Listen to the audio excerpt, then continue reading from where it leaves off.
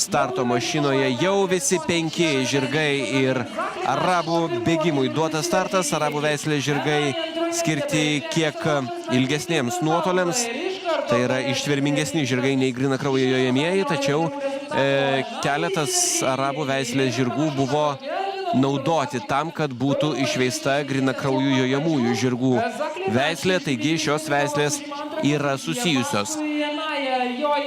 Labai nereiklus žirgas yra arabų veislės žirgas ir jis yra ištvermingesnis nei grynakraujai jojamieji žirgai. Tiesa, šį kartą klasikinė 1600 metrų distancija, kurioje kol kas pirmojoje pozicijoje Enaja. Viena iš pirmų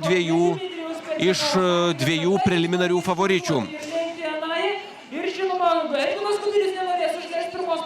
Vienas iš tų mano taip pavadintų favoričių buvo favoritas. Vis dėlto Eržilas Zaklinač kol kas užimantis antrąją poziciją, tačiau į pirmąją vietą jau veržėsi Zaklinač, trečiojoje vietoje Ball Blair.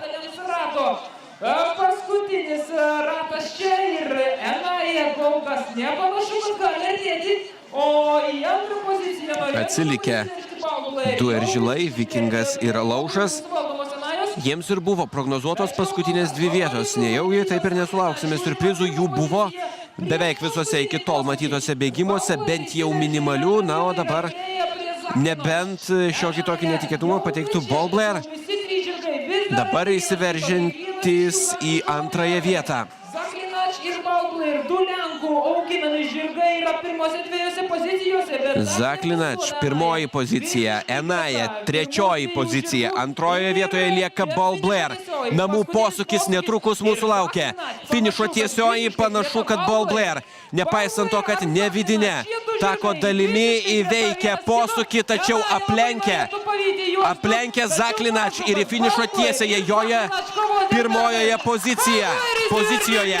Kastratas Ball Blair, 4. starto numeris. Eržilas Zaklinač, antroji vieta ir taip ir išsirikiuoja. Žirgai pirmoji vieta.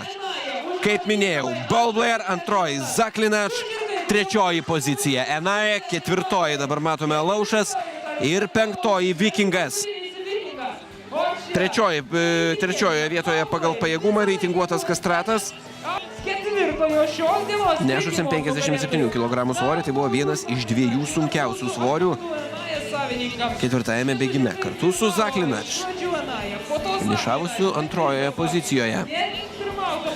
Jeigu kalbėtume apie taką, žinoma, yra skirtumas, kaip įveikti posūkį vidinėje ir išorinėje dalyje, todėl kad taip tiesiog sutrumpėja distancija, kadangi yra vienoje linijoje.